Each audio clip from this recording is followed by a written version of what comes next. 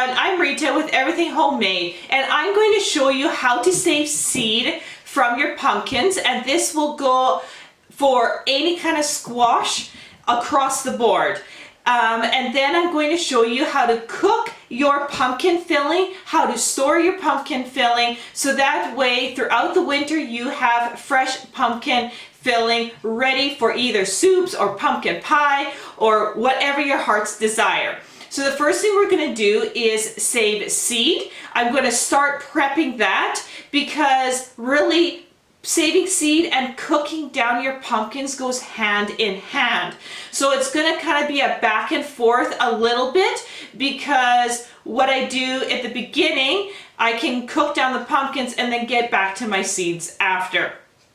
So first of all, we're going to cut open the pumpkins that matured on the vine. Now this one did. Now you got to remember that these are sugar pumpkins. They are not the huge pumpkins.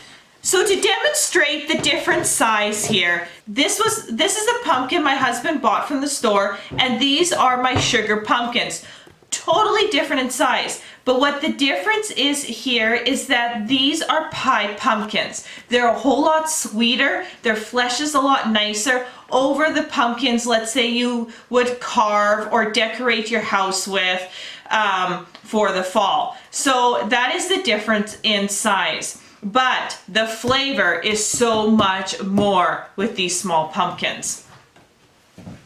Okay, so let's cut this open. Now, what I usually do is just cut it in half. I don't worry about cutting the opening up, scooping out the seeds, because I'm not saving this pumpkin. I'm not carving this pumpkin. I am using the flesh inside to bake, so I just want to cut it open. And there we go. Once you get into the middle, your knife goes through pretty easily.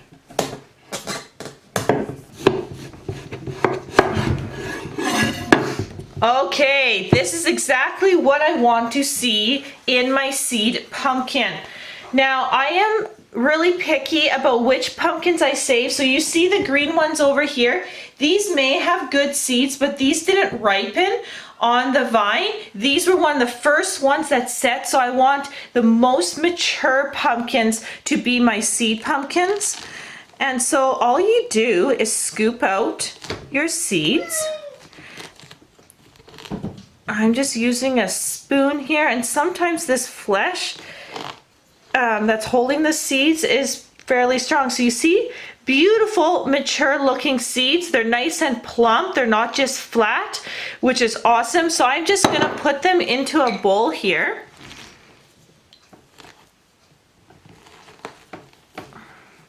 And I'm going to just kind of use my hand to help myself out here. And they're just popping off the flesh, which is really cool.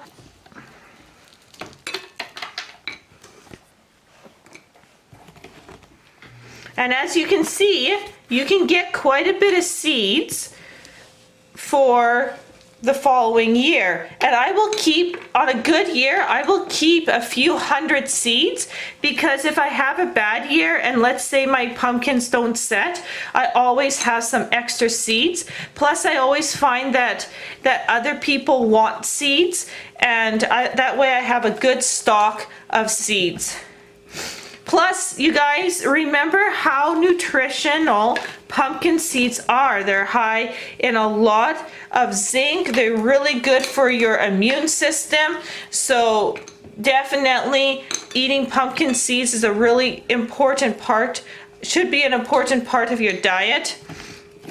So if you're not saving seeds, never ever throw away your pumpkin seeds. You can roast them, you can eat them raw, however you would like. But they're really, really nutritious.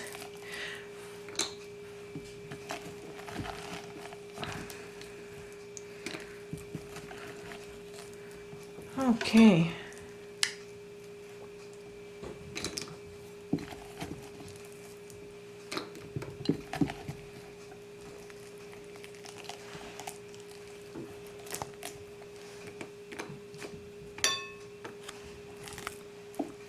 what I'm noticing too, what I noticed here is that the seeds go right in the middle, and that's really hard for my spoon to get. So I'm just going to take my knife and I'm going to cut the middle open and put that to the side and just use my hand here.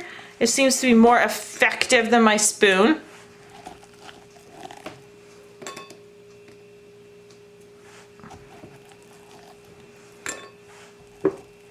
Okay, and there is one. So take a look at the seeds, lots of them. So we are going to do the same one. We're going to do the same thing with this guy right here.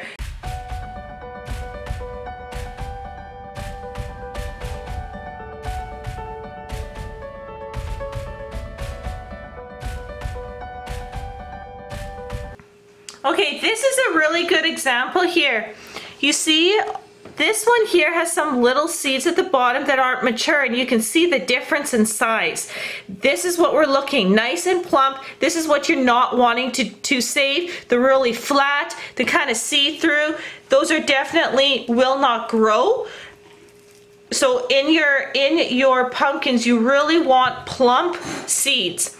Now, I will show you here in a moment how to clean these up. So let's head over to the sink now and let's clean up these pumpkin seeds.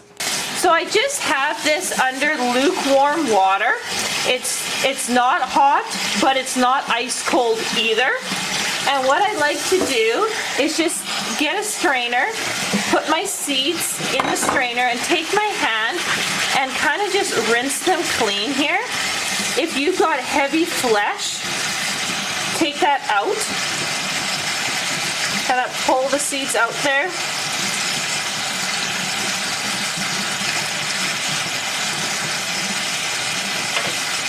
Okay, so I'm just gonna toss it about here.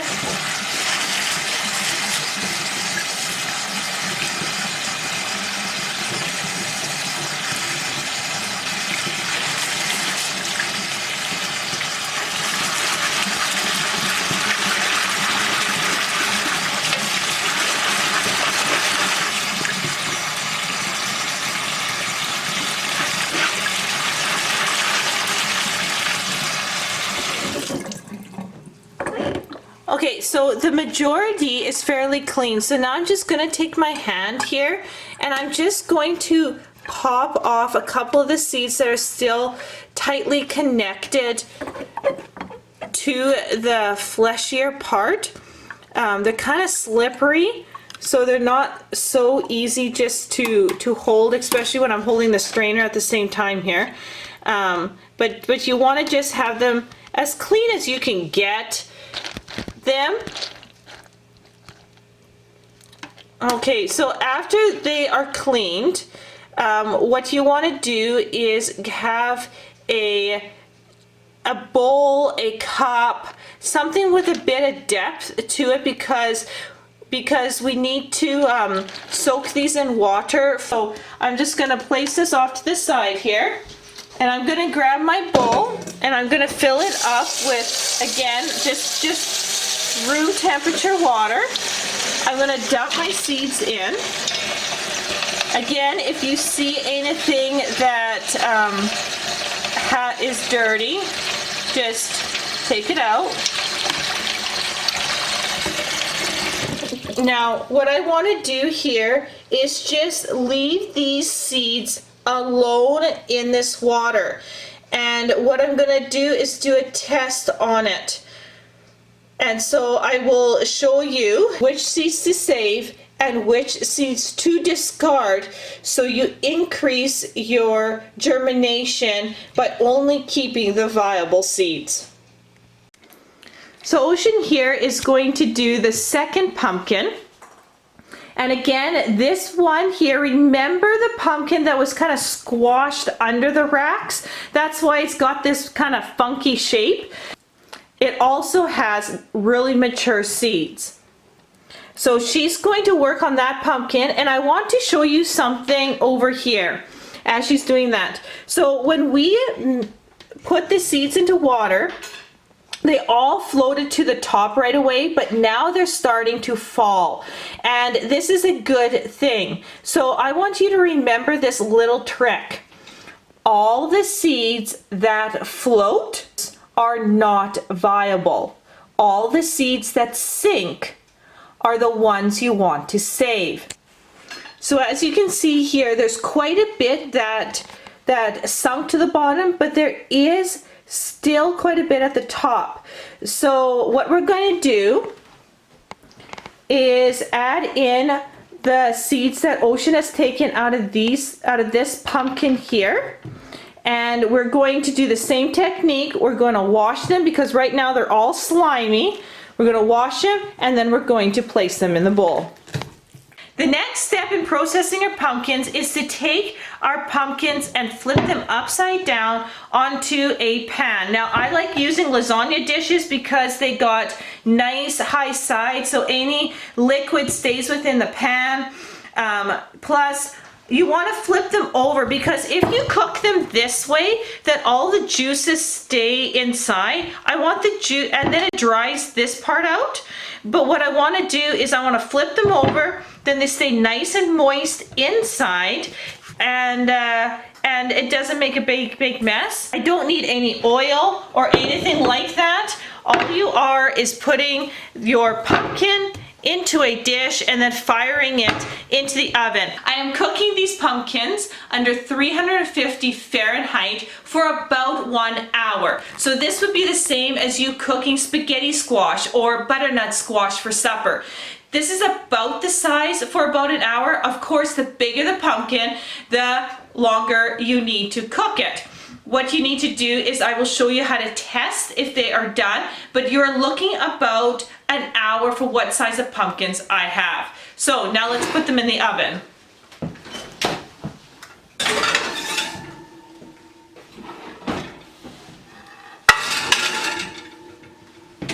I'm going to put an hour into the timer and then I'll show you how to test them to see if they are done. So this is 1 hour later, and what you want to do is just take your fork and stab it. And now you saw how simple that went through. I'm going to do the next one, get it right through, and they are completely done. So we're going to pull them out of the oven. So now that they're out of the oven, I'm going to give them 45 minutes to cool down so I can handle them without burning my hands, and then we'll scoop all the insides out. Okay, so we are about 45 minutes later and they are cooled off, which is really nice because now it's easier to handle. So the biggest thing what I want to do is flip it over and you can see the inside. Now this stringier part right here, I'm not too concerned about because I can easily throw it in my blender, make it smooth, and there's no big deal. So what I'm going to do is I'm just going to scoop it out into my measuring cup. And I'm going to remove this seed right here off my finger. Okay, I'm putting it in the measuring cup because I want 4 cups of filling per Ziploc bag that I'm going to go into the freezer. Now, I usually have to make fairly good size pies or 2 pies, and I like a really deep filling in my pie. Like I'm talking like 1.5 inches of pumpkin pie filling. So I want 4 cups, and that way I know when I pull out my Ziploc bag that I have 4 cups of filling every time I pull it out. I'm just going to put this down here for a second because it's easier to press against the lasagna dish as I scrape it out. So what I'm going to do is just continue doing this for all 4 of these, and then I will show you what I do in the Ziploc bag. Okay, so I am at 4 cups here. I guess a little bit over, but we're at a solid 4 cups, and that was 1 1/4 of these halves. So that is pretty crazy good. I can almost get 8 cups. So that's 2 pies out of one of these pumpkins. So that is impressive. So what I'm going to do here is I take a bag. Now the reason why I use the bag because it's more efficient in my freezer, and I'll show you why. So what I'm going to do is just scoop my filling into my bag here.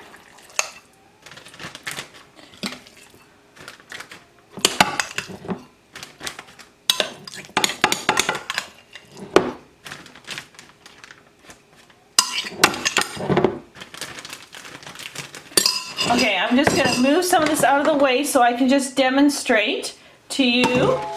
So if I put this in the freezer like this, it takes up a lot of room. I mean, you can imagine having all the bags right beside each other. But what I like to do, one, is squish my filling up, get all that air out, because air is your enemy when it comes to the freezer. Close it up. But then what I like to do is make it nice and flat. Now you can imagine in the freezer, if I do this and then I stack another one up, how much less room it would take up in the freezer. It's the same amount, it's just that I can stack it up really nice. So that's what I like to do. So I'm going to freeze it like this, and when I take it out, it's also thin, so it's really quick to thaw out. Then I can blend it up, or whip it up with eggs and whatever I want and make a fantastic pumpkin pie, or even a smooth pumpkin soup, or muffins, or whatever you want to do with it. And that's what we're going to do. So I'm going to put this aside and we're going to talk about these seeds for a moment. Okay, so we're going to get back to the seeds here. Now you see how many are floating, and a lot of these seeds was from the second pumpkin that we opened. Anytime that you got seeds at the top here that don't drop to the bottom, you will have very poor germination. And so what you want to do is take a strainer and just go onto the top and remove those seeds. And I'm going to just put them off into a bowl over here, because we will still eat these seeds. They're still very edible and very healthy for you. So I'm going to just skim off the top here. I'm kind of moving it around and you can see the shifting of the seeds, and I'm going to just let things relax. What I want to do here is just remove the very top without messing the bottom up. And so I'm going to do this kind of slowly, because I want to make sure that I only take the ones that are not viable.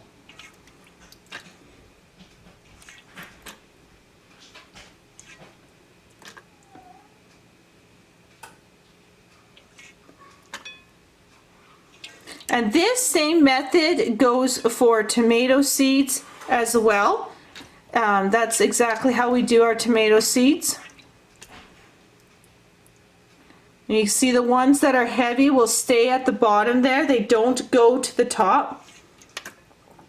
And I'm going to do this with every single pumpkin I open up, because I want to keep as many of the seeds that are totally mature, because what's on the outside of the pumpkin may not be what's on the inside. So I thought this would have a better germination rate, or more viable seeds on the second pumpkin, but it was worse than the first. And you can see all the ones that are hanging at the bottom there. Okay, so I'm going to take my strainer now again, and I'm just going to just sweep the top.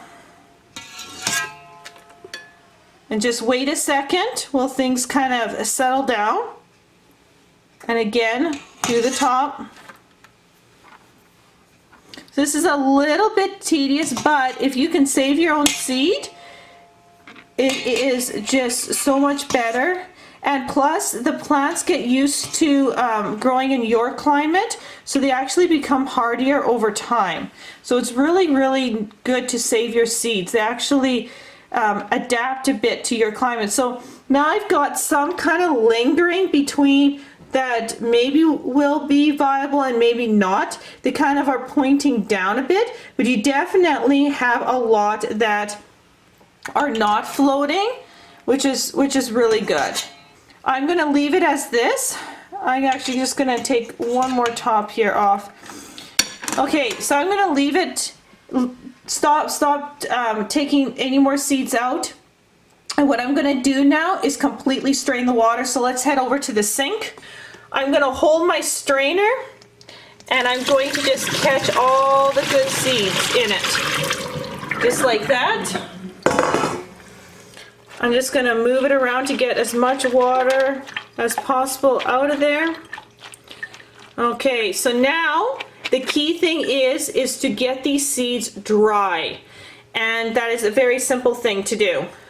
Okay, so the next thing you want to do is get some kind of cookie sheet. I use cookie sheets, but you can use really anything, something to hold your seeds. I'm going to use a little bit of paper towel temporarily here. What I'm going to do with the paper towel is just dry my seeds on it because they're kind of still slimy and wet. And this just takes the bulk out. So I'm just going to remove some of the water on them. Just like so. I'm just going to press it down. Very good. And so I'm just going to remove these out of my way for a second. Okay, so what I'm going to do here is just line this with a fresh sheet of parchment paper. You can use newspaper if you want. You can use whatever kind of paper, just look around. Okay, there we go. And what I'm going to do now is put my seeds back on it. And the reason why I put in the paper towel is just to get that excess moisture on the outside of the seeds off so it doesn't make my parchment paper wet. And then what I'm going to do is just spread out my seeds as much as I can so they don't overlap and so they dry. And then I'm going to put them in a spot downstairs out of sunlight. You just want them to air dry. And it'll take about a week to 2 weeks depending on the temperature. Of course, the warmer the room, the faster this will go. But I usually just say 2 weeks and they will be dry. And so this seed right here is really skinny and it's definitely not viable. So we're just going to take that out right now. So I will show you here tomorrow morning what they look like and what I do after about 12 hours on this tray. And then basically after that, you can just forget about them for about 2 weeks. Okay, you guys, this is the next day. So we're about 12 hours after we put these on the tray. Now, like I said before, I'm going to show you what I do in the morning of the following day. What I do is just move my seeds so they don't stick. Now they aren't slimy, they're dry now to the touch. And what I like to do is just loosen them off the parchment paper. Otherwise they kind of just stick and I don't like that. So I'm just going to loosen them all up. And basically now I'm going to let them dry for 2 weeks. Right here, just out in the open. There's no way they can get direct sunlight at all besides the light in the basement. But I never find that really affects them. I have really good germination rate for what I do save, so I'm not too worried about that. Now, the only thing what I'm going to do here is that I have a grow light set up here from the other series right here. So I'm going to just take these out of the direct light of the grow light. I'm going to put it a little bit more, you know, just in a little bit of a darker spot. So let's just move these out of the way. And I'm actually going to slip them all on top of my incubator here because I'm not going to be using my incubator for the next 8 months.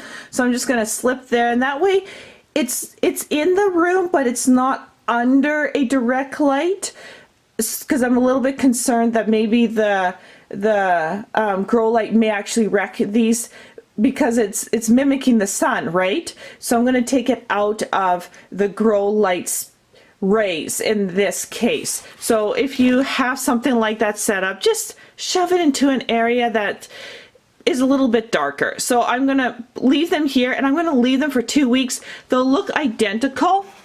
They don't really shrivel up or anything, and so they're just going to be dried, and that's really key. And I find 2 weeks to be a really good mark, and then I'm going to store them.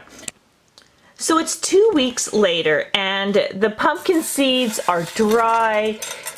Just take a look at them. There's no moisture. You can feel how dry they are, so they're ready for storage. Now, there's a few ways you can do this. I have just taken out of my seed box here some ways that you can store seed. And so here are some examples. Sometimes I just take an envelope, and here are my pea seeds from the garden this year. I just write pea seeds, or if you have a specific name, and I just put the year that I saved them. And it's a pretty full pouch, and then I have taped the back securely. And I've had pea seeds last like 4 to 5 years in an envelope, and they had awesome germination as long as the seeds are stored properly. And the key thing to storing seeds is a cool room, no direct sunlight, no direct heat. So that is the best way to store your seeds. Otherwise, I've also picked up a pack of 50 of these little they kind of feel like parchment paper bags, or parchment paper pouches, or envelopes, whatever you want to call them. I had ordered these from Cottage Gardener before they shut down. They had them for like 50 for like $3 or $4. So I had bought a whole bunch of them on one of my seed orders, and to this day I still have lots because I always reuse them. So for example, this is goji seeds that I saved from the old house before we moved on this property, and I have goji, and then I have the year 2016 on here, and you can see the little seeds. So I just use painter's tape, and I just label on top, and I just seal it that way. So you can do it that way as well. These are really, really handy, these little pouches, and that's probably what I'm going to do here, is either the pouch or the envelope. And I mean, if you take a look at how seed companies pack their seeds, they're packing them in, you know, paper envelopes.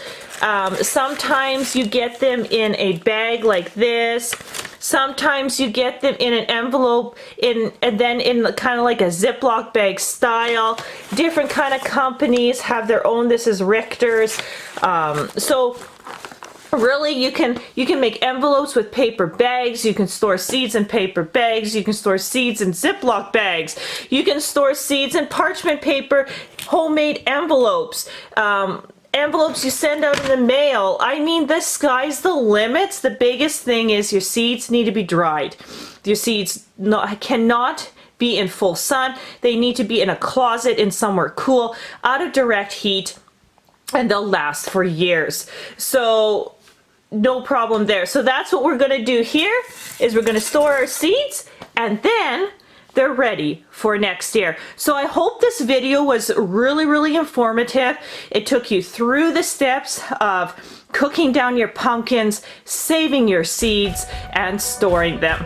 So thanks so much for watching, and we'll see you on the next video.